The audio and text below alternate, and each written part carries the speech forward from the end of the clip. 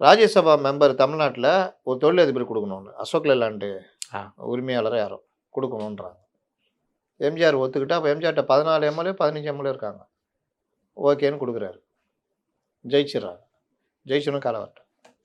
இங்கே எல்லாம் சொல்லி நம்பிக்கை வாக்கெடுப்பு வரையும் வந்துட்டு காலை வரட்டாங்க. நம்பிக்கை வாக்கெடுப்பில் வந்து 14 நாள் என்னமோ இருந்துட்டு அந்த ஆட்சி கவுந்து போகுது. இல்லாட்டி முதல் அதிமுக ஆட்சி அங்கே அமைஞ்சிருக்கும். அமைஞ்சிருச்சு. நம்பிக்கை வாக்கெடுப்பு தோடிச்சு. இந்த மாதிரி காலை வர்ற வேலைலாம் காங்கிரஸுக்கு கைவந்த கலை. ஆட்சி கலைக்கிறது இதெல்லாம். இப்போ கூட பார்க்கலாமாண்ணே, ஒரு கட்சியவே காலவாரி விட்டு அந்த கட்சிக்கு நடக்கவா தவளவா தெரியாமல் உட்காந்துட்டு இருக்கு தமிழ்நாட்டில். இன்னைக்கு வந்துட்டு யோகியர் மாதிரி டெல்லியில நடத்துகிறாங்க, அடிமைப்படுத்துகிறாங்கன்னா நீங்கள் என்னென்ன பண்ணீங்கன்னு தெரியாதா? காமராஜர் என்ன பாடுபடுத்துனீங்கன்னு தெரியாதா? கடைசி வரைக்கும் சிவாஜி கணேசன் பதவி கொடுத்தீங்களா? உங்களுக்காகவே உழைச்சார் அவர். அதனால் இவர்கள் பேசுறதெல்லாம் இன்னைக்கு ஏடிஎம்கே பற்றி வைத்தறிச்சல்.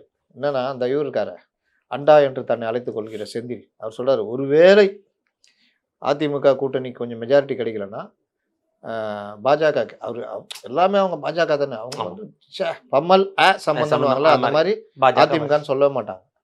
அந்த இது பாஜக வந்து தாவேகாவோட கூட்டணி வச்சுக்கலாம் அப்படின்னு ரகசியமாக பேசியிருக்காங்களாம். அப்போ ஒத்துக்கிறியா? அப்போ தாவேகா ஜெயிச்சுன்னு திமுக ஜெயிக்காது. அதான் திமுக ஜெயிக்கல கூட்ட கேசுன்னு தெரியுதா?